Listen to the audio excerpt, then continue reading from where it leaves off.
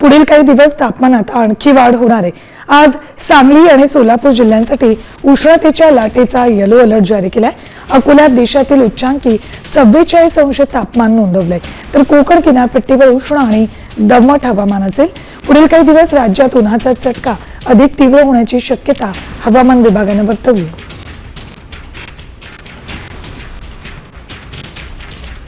महाराष्ट्रात पुढचे 3 दिवस उष्णतेच्या लाटेचा अंदाज हवामान खात्याने वर्तवलाय। सोलापूर आणि सांगलीत आज येलो अलर्ट दिलाय। पारा थेट 45 अंशांपर्यंत जाण्याचा अंदाज हवामान खात्याने वर्तवलाय। त्यामुळे दुपारी 12 ते 4 या वेळेत घराबाहेर पडणं टाळावं असं आवाहन प्रशासनाने केले। महाराष्ट्रातील बहुतांश ठिकाणी तापमान हे 40पेक्षा जास्त गेलेलं आहे।